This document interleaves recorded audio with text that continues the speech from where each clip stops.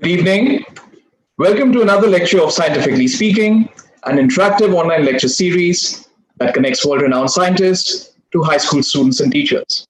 Today we'll be discussing the topic, Personal Digital Archives, Studying the Past and the Future with Dr. Sudheendra Hangal from Ashoka University. But before we move to the session, I would like to thank the audience for the strong support to Scientifically Speaking. Our four previous sessions have had over 27,000 registrations and 9,000 plus live attendees on Zoom and YouTube. The recordings for these sessions are on Ashoka's YouTube channel, the link for which is provided in your chat box. With that, I welcome our moderator for today, Dr. Sonia Bahari, who's the head of technology and a computer science teacher at the Vasant Valley School in New Delhi. Dr. Bahari has over 25 years of teaching experience, out of which the last 21 years have been at the Vasant Valley School. She's been instrumental in designing the integrated technology curriculum and envisioning the deployment of latest technology tools for classroom teaching and engagement. She's attended a number of training programs and conferences at places like the Carnegie Mellon University in the US, Melbourne University in Australia, and in Singapore, where she was certified as a trainer for Oracle SQL programming. Dr. Bahari has participated in a music in education program conducted by the prestigious Carnegie Hall in New York. A Ph.D. in chemistry from Forest Research Institute, Dehradun, she worked as a chemist with Oil and Natural Gas Commission before changing her domain to computer science. A very warm welcome to you, Dr. Bahari. Kindly take over from here and introduce our speaker for the day. Thank you so much, Vikram. I'm very grateful to Ashoka University for giving me this opportunity of moderating this session. My task right now is to introduce the speaker today. And the speaker today, as you all know, is Dr. Sudheendra Hangal. He is a researcher in the areas of social computing and human-computer interaction and a professor of the practice in computer science at Ashoka University.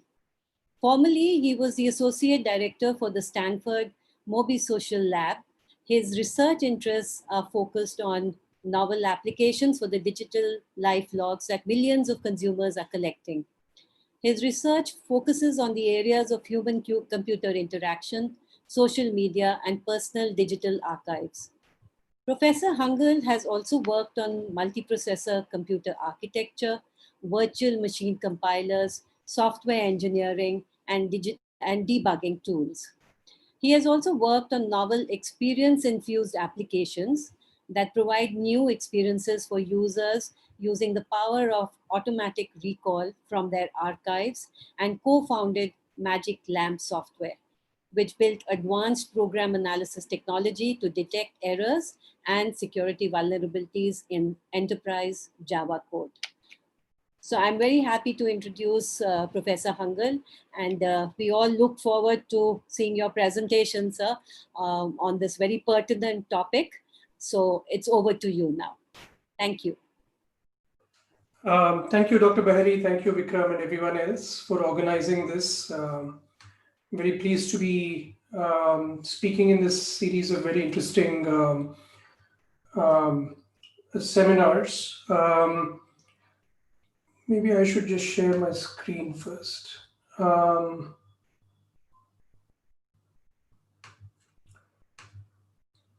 Yeah, do you see my presentation slides?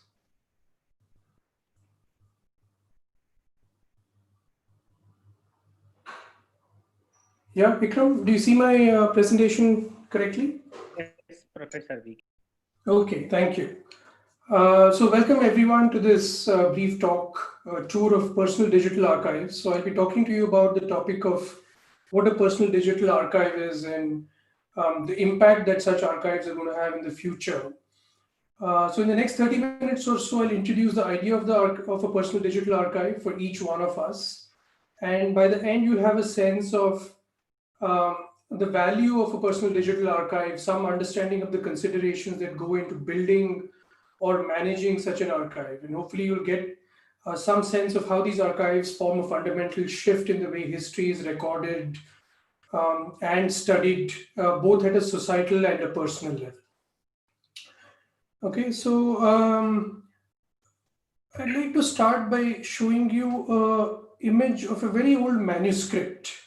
And this is a page from the manuscript of a very influential scientist. You can probably make out that it's very old. But if you pay attention at the top, you can sort of make out that it says the laws of motion. I hope you can see that right here at the very top. And using that, you can probably guess what this is. It's a page from the notebook of Sir Isaac Newton in his own handwriting. It was originally written in the 1660s when Newton was about 20 years old. And it gives us a sense of his process of formulating the laws of motion, perhaps including the missteps and mistakes along the way to what eventually became his brilliant work in physics and mathematics.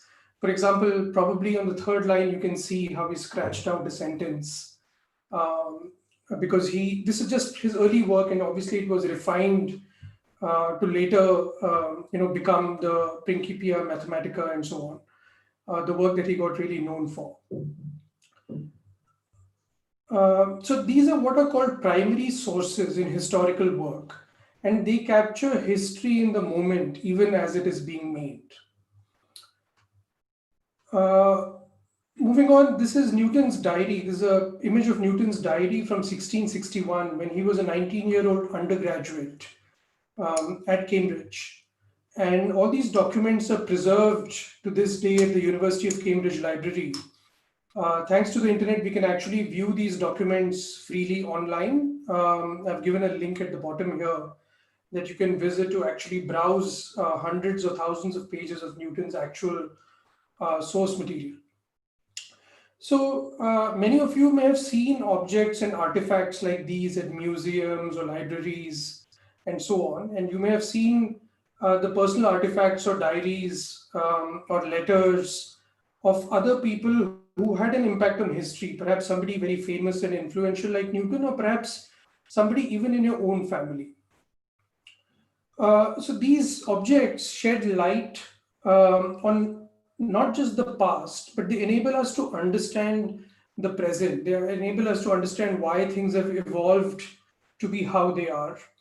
And in the context of science in particular, many great things have very small beginnings, and it's fascinating how many important discoveries are, completely accidental or serendipitous or plain lucky. So understanding this historical context helps us understand the process of invention and innovation that much better.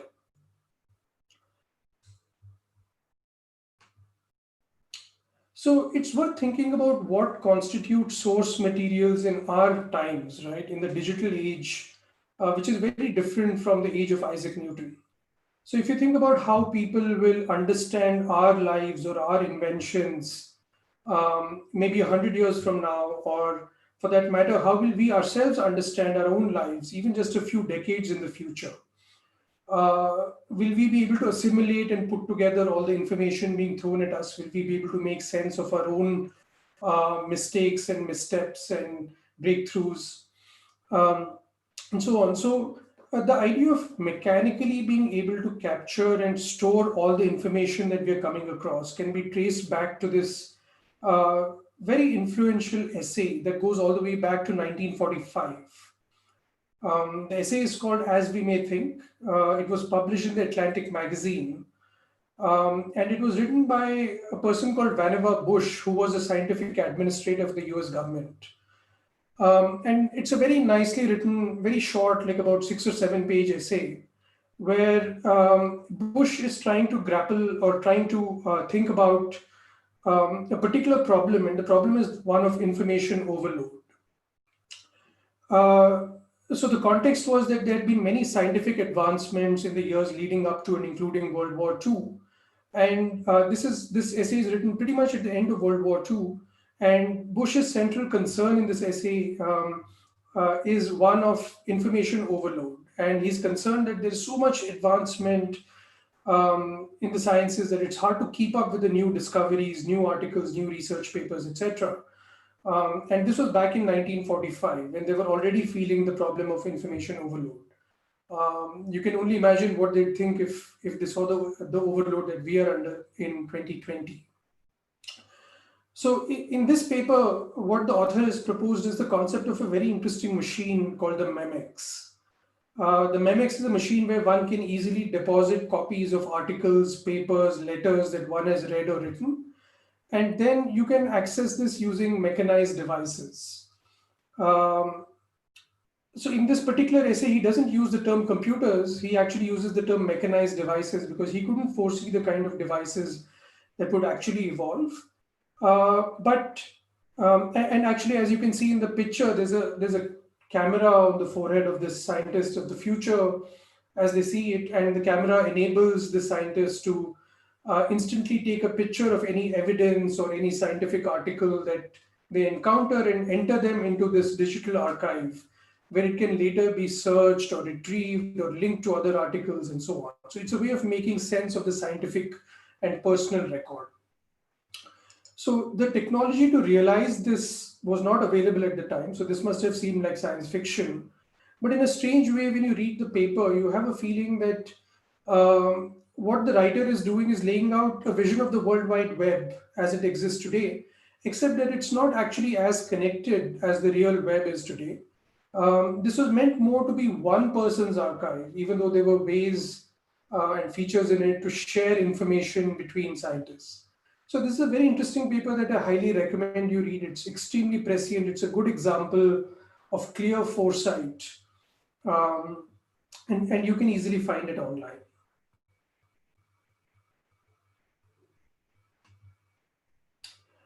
So you fast forward from 1945 to 2020, and this is what a day in 2020 looks like at an aggregate or a societal level. You know the adage, data never sleeps. And this graphic depicts the staggering amount of information all around us. So just to put some numbers on the data, in a single day, there are about 500 million tweets. There are about 300 billion emails sent in a single day. So that's about 40 emails every day for every person who's alive. If you see over here, this is data on Facebook, 4 petabytes of data, which includes about 350 million photos posted on Facebook every single day. And over to the right, you see this statistic on Instagram. There's another 95 million photos on Instagram. Down here, you have data on the number of web searches made in a day. So that number is about 5 billion. Right at the bottom, you have an estimate of the total data that exists in digital form today. Okay, and of course, this is an estimate. It's hard to know what the exact number is, but it's fair to say that there is about a few tens of zettabytes of data. That's what ZB stands for. There's probably a few tens of zettabytes of data, and a zettabyte is 2 to the power of 70, or about 10 to the power of 21 bytes. So that's about a billion trillion bytes, if you prefer to think of it that way. So by any measure, that's a staggering amount of data that's being generated, and it's stored somewhere in one way or another. And one wonders what this explosion of data means for the study of the past in the future. So the study of the past in the present has been, limited to fairly limited forms of data, inscriptions, diaries, letters, and so on. But most of these are physical artifacts, and therefore the volume is not as large as what we're going to see in the future. So I'm going to indulge in a little bit of just an imaginary trip to the future, and say, let's say it's the year 2100, and you're looking back at what you've done in your life, and you're looking back at your successes, your failures, your inventions, your innovations, your relationships, etc. Now, what tools do you have? In previous centuries, we had things like Newton's diaries and letters and so on that could be used to understand a scientist's life then. And now maybe a few of us continue to have written journals or diaries, but a much larger number of us, at least in certain socioeconomic classes and certain professions, Well, we are punching all our thoughts and all our work into a keyboard of some sort, right? Instead of just a few scattered diaries and journals, we have literally thousands and thousands of records available to us about what we are doing, what we are thinking, where we are going, etc. So, for example, our computers and the programs within them are, they're bringing us things to read every day, or they're recording all the things that we type. Our mobile phones know where we are, what we're saying to friends. Our cards and payment systems and apps are tracking where we are spending money. Home monitors like this Nest device in the center, or even just CCTVs, or in the future, the Internet of Things, maybe tracking everything that happens in our houses. Fitness trackers here at bottom right are already tracking all kinds of health information, how many steps we take, how many calories we burn, what our heart rate is, and so on.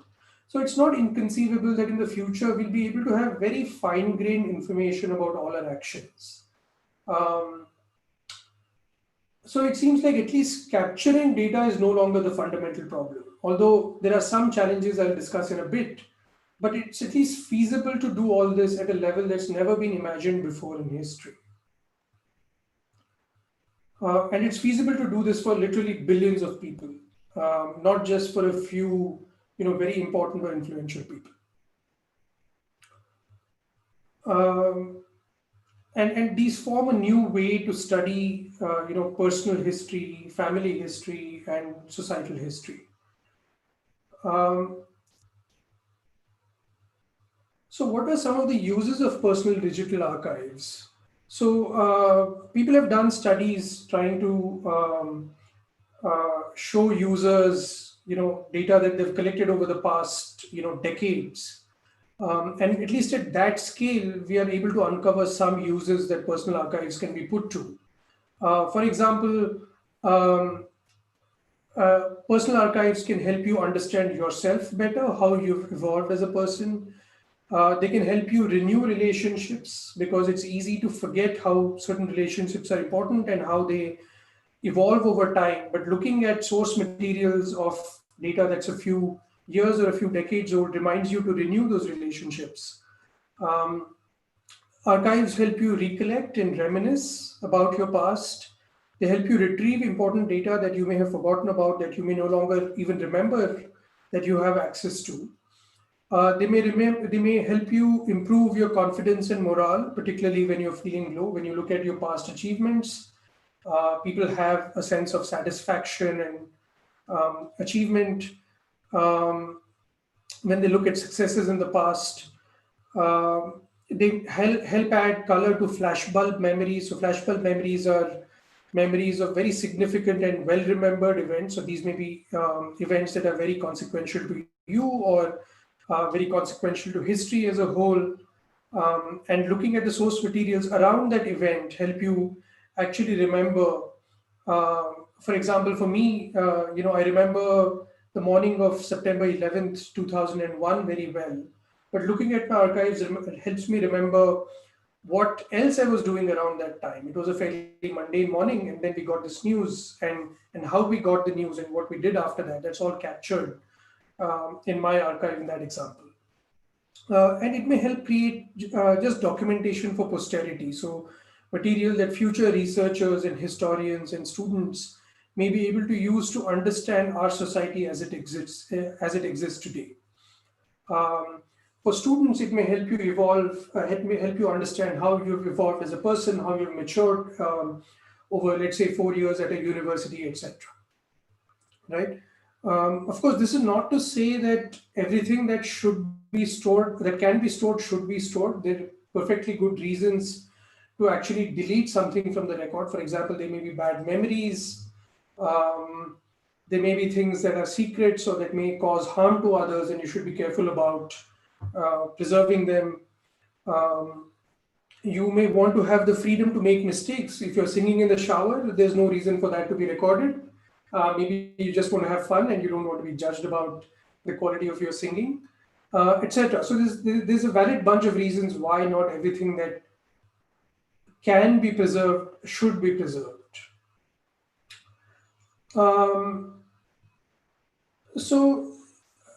There have been efforts in the recent past to preserve the personal digital archives as captured on computers, on tapes, in email, etc., of at least of eminent individuals. So I'm showing you, this is a project called EPad, which is a project run by Stanford Libraries, which seeks to preserve and process the email archives of eminent individuals. So these could be people like Salman Rushdie here at bottom right, who's a writer, or a politician like Colin Powell in the middle over there.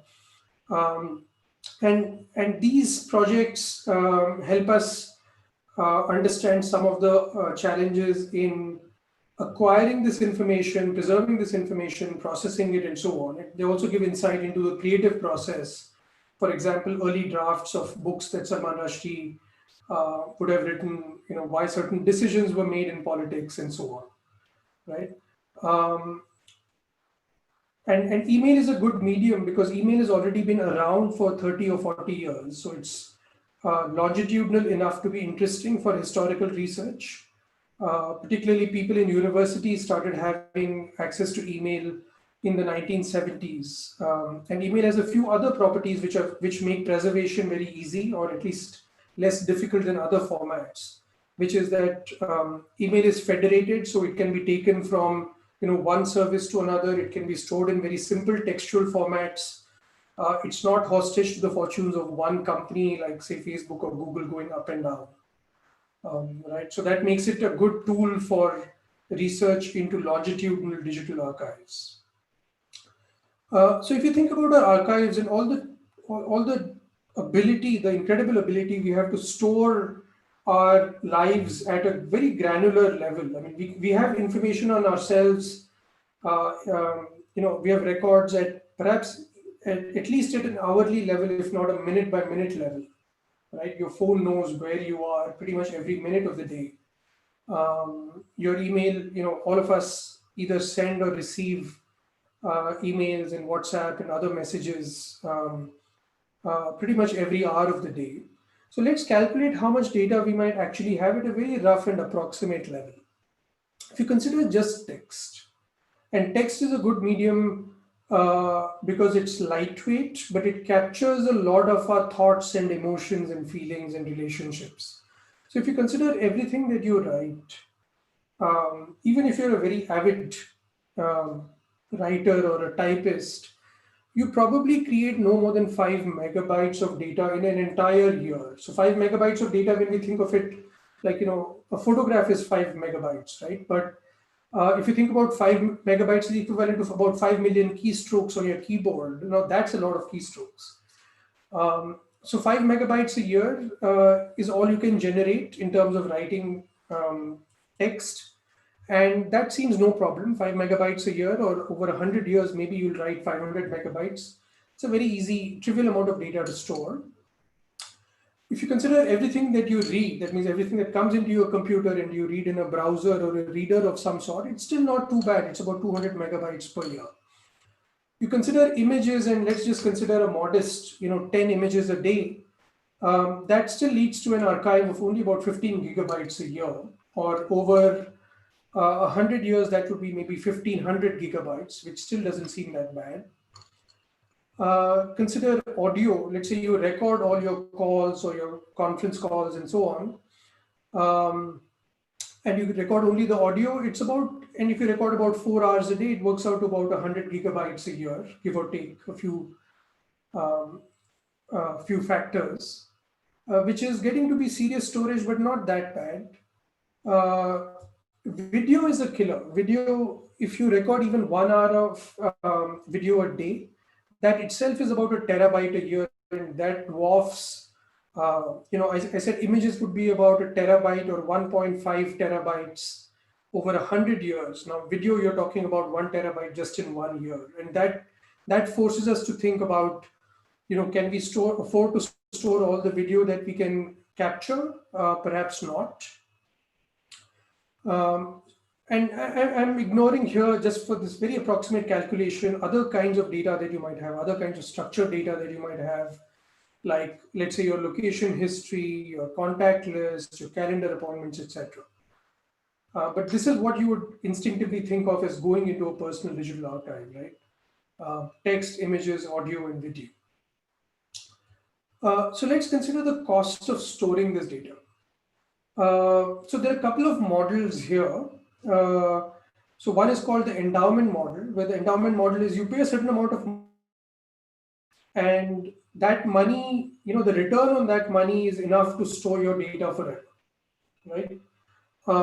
And institutions like the Internet Archive have modeled this out, and they estimate that given today's trends and technologies, it takes about $2,000 to store a terabyte forever. So let's say you gathered all your archive, you gathered all your photographs and text messages and WhatsApps and emails and all of that. You compiled it into a nice archive, and you told the Internet Archive, please store this for me for 100 years so that my great grandchildren will have access to it. It's going to cost you about $2,000 a terabyte. Okay. Alternately, you could have used the rental model, which is, commercial services like Amazon provide, and those are quite cheap. It's only about $12 to store a terabyte over a year, but if you add that up over 100 years, now that gets to be about $1,200. So we're still talking about in the thousands of dollars if you rent storage, which seems, it's not cheap, but it's not unreasonable. So $2,000 is about 1.5 lakh rupees, and I can imagine I would pay 1.5 lakh rupees for my archive to be stored in perpetuity. Of course, we are not accounting here for retrieval costs. So one thing to note in general, the principle of computer systems or computer storage is that the speed of access is inversely proportional to the size and cost of that storage. So for example, within a microprocessor chip, you can have very wide and fast buses and terabytes per second of bandwidth between the components, but you have very little storage and it's extremely expensive to increase that storage. But as you go out in the storage hierarchy, your access latency and your bandwidth generally decreases, but you have increasing capacity and lower cost. So this is somewhat a reasonable cost for a terabyte of data, right?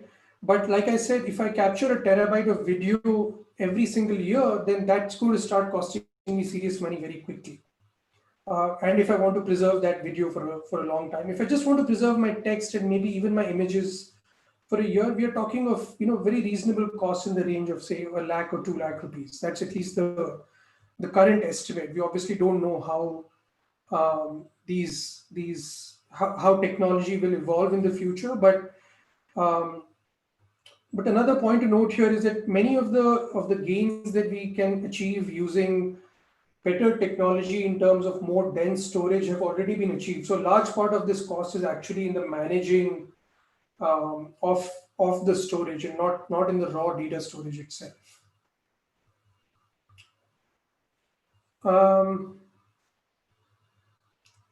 So it seems reasonable that we'll be able to store archives for a long period of time of roughly a few terabytes at least, right? And they may have disparate kinds of data like images and text and some audio and some video. It's still a large challenge to manage this digital archive. I mean, if you think of your own photographs and your own emails and all the messaging platforms that you use, I'm sure you find that your data is spread across many devices, maybe multiple phones, multiple laptops, cloud services somewhere, maybe some backup service somewhere, etc. So one recommendation is to learn from the archivists who have been managing such data in the paper world or in the physical world for hundreds of years, right? And they've established good protocols to deal with, for example, ingestion of data, processing it, verifying the authenticity of the data, curating it, redacting information that should not be available in the future, cataloging it so people can find what they need, preserving it over long periods of time as technology and environmental conditions change, controlling access to the data, etc. So there are already good ways, at least good management processes for handling this. So I'll just give you a flavor of some of the tools from the world of archiving that we can get into the digital world. So the first step, for example, is just appraisal. What is called appraisal in the world of archives is just getting to the data. So estimate what is where. You need to estimate, which accounts you have, which services you have, what data sources are there. Just get an initial catalog of what different sources of data there even are. And then you'd estimate the cost or the size of every asset and the value it has. So for example, you may have video data, but it's costly to store it for a long period of time. And so you may want to preserve only the very high value videos that you have. While as textual data, it's very cheap to store it for a long period of time. And therefore you may be willing to store assets that may seem to be of medium value, medium or high value today, right? And typically you find that one accession is not enough, which means that you have to go back to build this archive. You have to go back repeatedly to the person who is creating this data. And in some cases, this could be archiving that you're doing for yourself, or you might be doing archiving, generating an archive or curating an archive for somebody else.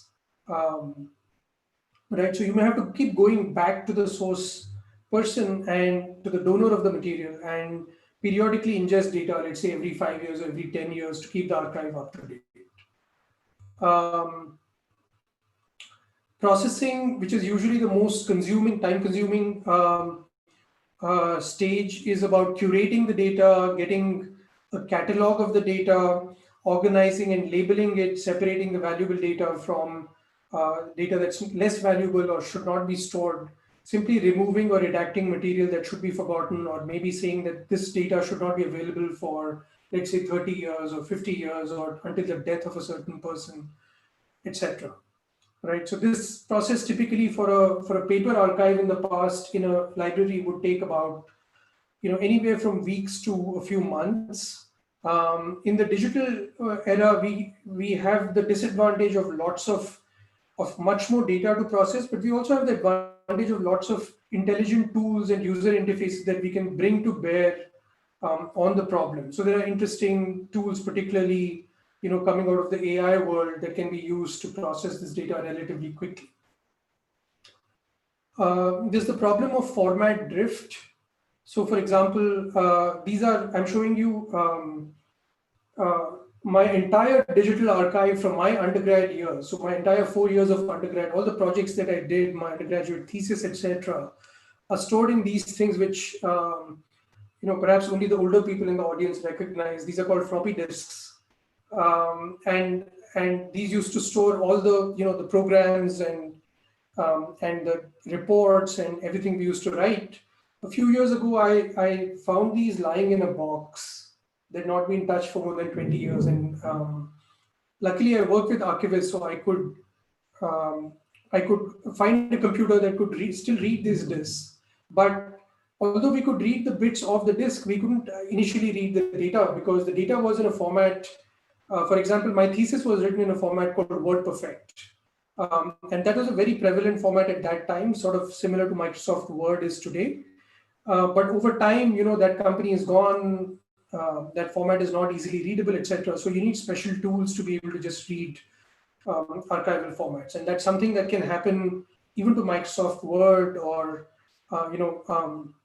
other formats that seem very prevalent or that seem that they live for a long time. Actually, they could get obsolete. A recent example is Flash. The Flash player was very dominant about 20 years ago, but this year it's being completely retired. So usually there's a way to do a technology watch to look out for formats that may be getting obsolete, and then have ways to upgrade them to newer formats that may live for longer. Okay. So I think I'm sort of running out of time, so I'll skip a couple of slides and jump to possible uses of these archives other than just for reflection and reminiscence. So one use is we foresee that there'll be applications in the future where there can be deep personalization that can be done on the client side. That means on your own computer to improve, let's say, your browser that knows about your particular interest, and maybe it can reformat a news website to show you the articles that are of your interest or of your relevance to you, but without requiring any loss of privacy to companies or governments and so on. Similarly, there's the intriguing idea of memory tests. So you could have automatic tools that are generating memory tests for you. For example, they show you a message that you wrote 2 years ago and ask you, who did you write this to? So this could be used as a very granular form of diagnosis for people, for older people who might be, who might be encountering cognitive related ailments like Alzheimer's disease or cognitive impairments of that sort. So there are many research opportunities here. I don't have time to get into all of them, but I welcome you to contact me if you're interested, and I'd be happy to point you to more information in this regard. So I hope that give you a rough, a quick overview of personal digital archives. It's not a very well-known field as yet, even in computer science, but I'm sure the importance of this sub-area of computer science is going to keep growing over the next few years. It also illustrates how computer science as a whole is becoming much more interdisciplinary. So in this work, you'd work with historians, librarians, archivists, researchers from different disciplines, and so on. So with that, I think I'll stop here and turn it back to Dr. Berry, so we can take some questions from the audience.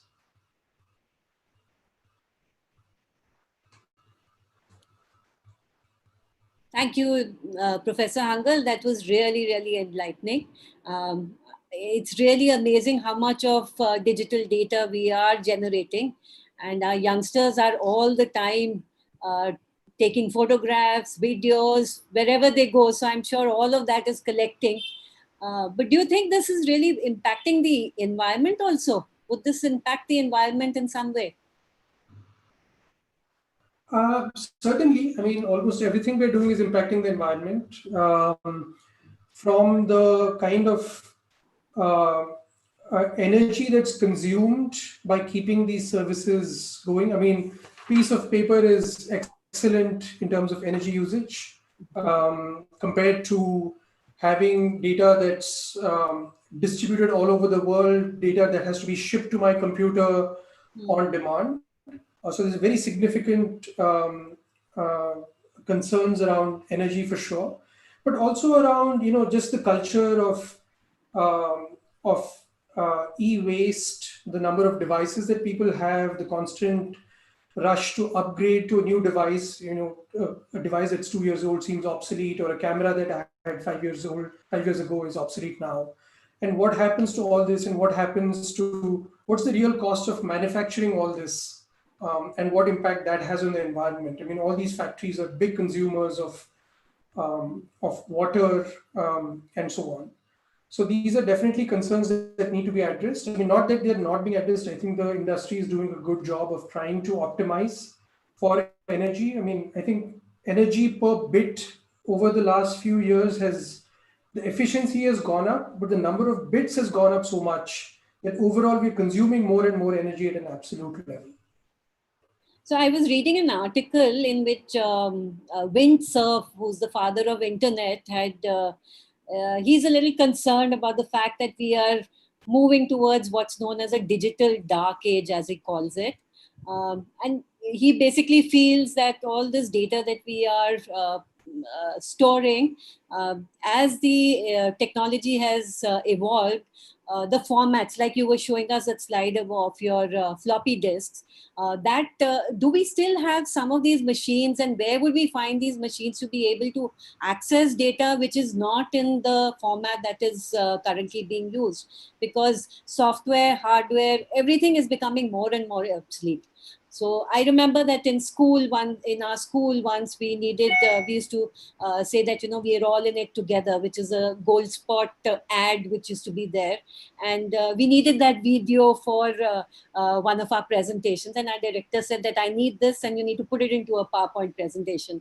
Now it was so difficult because it was on a videotape, and it was so difficult to get that digitized into a version where, put it into a movie format and all. So I don't know, are there places where one can go and recover data that has been stored many, many years ago? In India especially, are we really thinking about such things? Are we creating, say, museums or libraries or warehouses to be able to access this data? Yeah, that's a great question. So, I mean, the short answer is actually not really. This is a very early. I mean, it's not really a very active topic yet, but there is beginning to be research in computer science in terms of preservation of entire machine environments in the form of virtual machines. So, you want to preserve the entire computer, including, the instruction set and the processor model and all of that. So there are a few people working on that. It's still very early days, I would say. But there is no doubt that there's going to be a huge demand for these things. And there is already, I wouldn't say a very wide availability, but there's definitely a mushrooming of services that will take your old data and convert it for you at a relatively low cost. So people will have, let's say, a video cassette recorder. You and I will remember what those things are, and convert that to a digital medium. The good news, the interesting thing that I found out when I looked at it was that it so turns out that even though these are old cassettes, and you may think that this is kind of a scratched old cassette that may be hard to read, it turns out that the older media are actually fairly robust because the bit density in them was not as high as it is today in today's disks. So the potential to read that data out, even though that disk may have just sort of been sitting in a box for 20 years or more, is actually not unreasonable. You have a good chance of reading it. So I'd encourage people to find services that can do this conversion and attempt to read it while they can. So this is all for legacy data. But for data that is being sort of born digital, I think it's good for all of us to have this culture or this practice of archiving. If you're just a little bit aware of the value of these archives, you will manage your data a little bit differently. I mean, of course, all of us know the value of photographs and so on. But if I told you that it was going to be very expensive to save the terabytes of data that's very easy to generate but difficult to preserve, you would think about it differently and maybe organize your data in a way that's, here's the most precious data, here is sort of the semi-precious data, and here is data that's, it's okay if I lose it, although it's nice to have around. Okay, I'll take these questions now, which the participants have put up. So the first one is there any organization websites who have all the evolution of computer language and the processors programming? So this is similar to what I was asking you. So is there any organization that is doing this? Like you said, there is still research going into this. So I guess you've answered that. Or would you like to add something to it? Yeah, I'd like to add to that. So, one of the best museums for computer history in general is the Computer History Museum in Silicon Valley. It's a wonderful resource. It focuses mainly on hardware, not so much on software. But all these museums now, I mean, the great thing is they're all online. They all have digital versions, and it's very easy to peruse the material. So I'd encourage you to look at the Computer History Museum. But it also illustrates another problem. So if you think about, how all the languages have evolved. Now, the work for each of these languages was done in different places, different laboratories, universities, and so on. And one of the challenges is putting all this information together. So in the past, you had a curator who would try and gather this information. Of course, there was a limitation of physical space, and you would have sort of a smattering of objects related to a particular topic. In the digital era, if you think of digital museums, there's no reason why these couldn't all be interconnected and refer to each other. So let's say I have a virtual museum of museums of computer languages. Now, I think that's an interesting idea. I don't think it's happened yet. There are some basic technologies available to link things together, but it's still very early days, and I think there's a lot of good work going to be done in this area. Another person is asking, there is so much personal data being generated. Are we relying on data more than necessary? And how do we keep a balance? So that also you have kind of covered. Maybe you could add something to that, or basically he's asking what are the problems that can arise from information overload? Well, I think we all know the problems of information overload. We can barely remember what we did yesterday, let alone last week. Yeah. It's certainly having a big impact on our brains. There is definitely research in cognitive psychology to show that people living in the digital, at least the digital natives, have a certain different wiring of the brain. Not to say that's necessarily a bad thing, it's just an evolutionary thing. But there are studies to show how people who are regular users of search engines or have information on their fingertips, the way they process and remember information is very different from, let's say, a villager who may not be used to thinking in that way. Okay. So someone is asking, we understand the utility of analyzing this personal data, but companies like Facebook have been accused of data privacy violations. How are we taking care of this? I'm not sure we're taking care of it actually. It's quite a significant problem. So if you remember what I said about the endowment model versus the rental model, yeah, for storage, and I give you some idea of the costs involved. A third model, which I didn't talk about, is monetization. So one way that companies like Google and Facebook can afford to store, afford to give you essentially free storage of, tens of gigabytes of data, is that they have to be able to monetize it. And, it costs them a lot, actually. It costs them, let's say, $100 a year to give me, let's say, 10 gigabytes of storage. And they have to be able to monetize it, which is what they do by essentially selling information or monetizing it through advertisements and so on. So it is a problem unless, personally, what I'd like to see is options evolve where consumers have at least an option where they can pay. So I'd rather pay Google or Facebook $100 rather than have my data sold to uncertain parties where where I have no idea how that data is getting controlled. And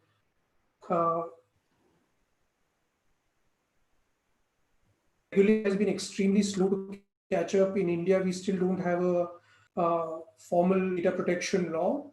And even when it comes in, the safeguards in that are somewhat questionable. So this is sort of something that I think consumers will be very aware of and demand regulation in this area, because I don't think this is going to be voluntarily offered by technology companies who have an interest in monetizing the data. Yeah. So what is the best digital preservation strategy? That again has been answered by you, I think. Is there anything else that? I would definitely say don't use proprietary services. So, one of the things that's been sort of concerning to computer science, to the computer science community in general, in the last 15 years or so, has been the re-emergence of these walled gardens. So, if I'm a Facebook customer, I can only talk to you on Facebook, right? Um, but if I'm, let's say, an email user, I can send you email even if I'm on Gmail and you're on Yahoo or something else. If I'm on Airtel and you're on Vodafone, I can still make a call, right? But unfortunately, the walled gardens don't allow interoperability. And so I think emphasizing the use of interoperable platforms, and my favorite is email because, with my email, I generally maintain all my archive in email because it's a very versatile format. It can have text as well as files, and it's very interoperable. If I don't like Gmail today, I can take my data, go somewhere. I can examine my email in the privacy of my own machine. I can take my data out easily, etc. So having a few services that let you interoperate and let you clearly take data out, I think is the key to managing your archive.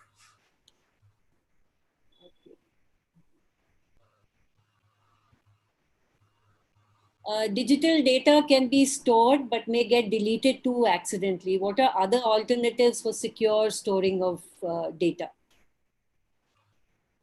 Yeah, I mean, there are two kinds of problems. One is data loss due to, technical problems like, you know, um, there's a fire, there is a earthquake, things like that. There are good, I mean, there are technical ways of handling those easily. Now, you make sure you have copies that are distributed and so on. So, and all these services I mentioned, whether it's the Internet Archive or Amazon Cloud Services, would have ways to mitigate those problems. Um, However, deliberate deletion of data or perhaps, action by a malevolent actor inside one of those companies who's out to delete stuff, or you just accidentally click delete. Now that is a harder problem. I mean, there are ways to sort of, like, if I delete something on my computer, I can still go to trash and recover it if it's within a certain amount of time, right? There are ways to sort of version data so that you always keep the previous version that existed, but that makes your storage even more expensive. So you typically do it only for really extremely precious or high value data. There's a question, and I also wanted to ask you, what is the difference between when I say backup and digital archive? How would you differentiate the two? So a backup is just preservation, right? You're just storing data. But a digital archive involves all the processes of um, processing it, curating it. You're not just storing an empty stream of bits, you're actually building metadata around it that will help future access. You're, let's say, labeling it. It's not just a random stream of bits, because if you just give a terabyte of data to somebody 100 years from now, it's very likely that they will not know how to make sense of it. They'll need a map.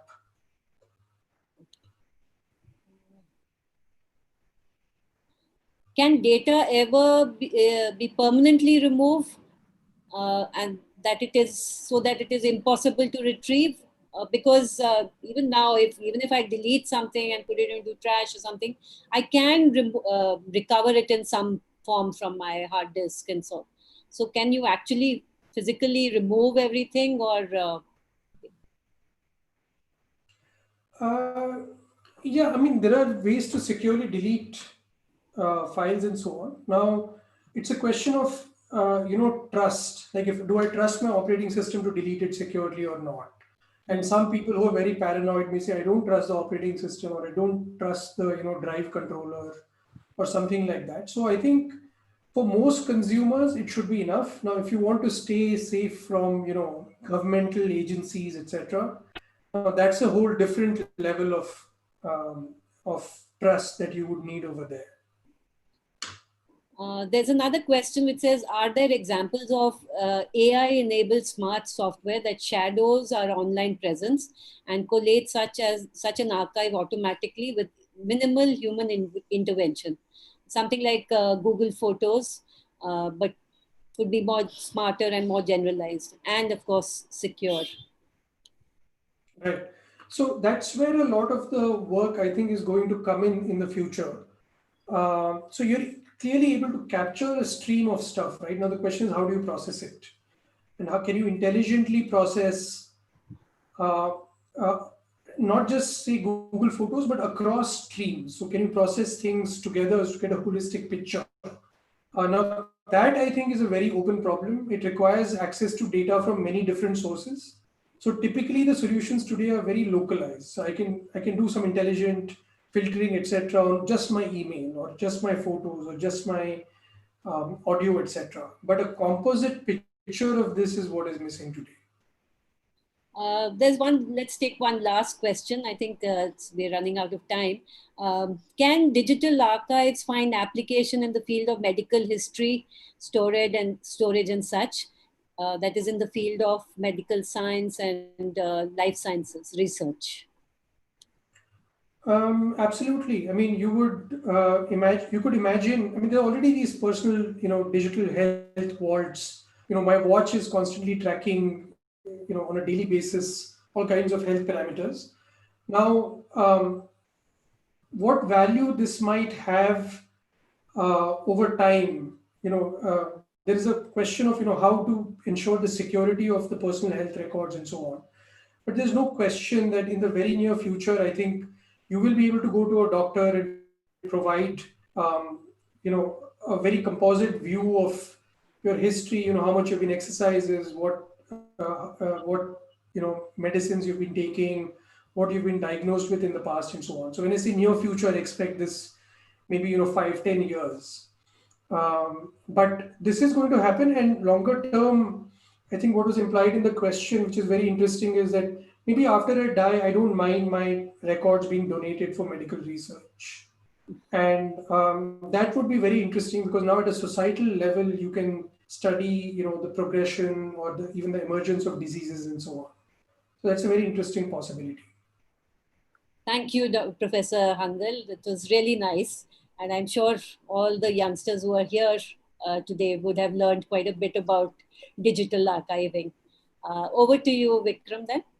Thank you so much. Yeah, thank you. Bye-bye. Thank you, Dr. Hangal and Sonia ma'am, for an excellent session. There were a lot of learnings to take back, and I'm sure our audience enjoyed being a part of it. I would also like to thank the organizing committee. 13 distinguished educators from schools across India have helped us put the series together. Without their support and feedback, this series would not have been possible. The recording of today's session and for all previous sessions is available on our YouTube channel. I would also request the participants to take a minute to fill out feedback form, the link for which is provided in the chat box. The next session of Scientifically Speaking Season 2 is on September 22nd. The topic of the session is The Science of Computing by Professor Pankaj Jalote, who is a distinguished professor and founding director of IIIT Delhi. The registration link for this is also available in the chat box. We would also like to invite our guests to join an exclusive workshop to know more about the interdisciplinary science program at Ashoka University on Friday, 18 September at 5 p.m. The session will be delivered by Professor L.S. Shashidhara, who is the Dean of Research at Ashoka. The link, again, is in the chat box. Thank you once again for joining us today.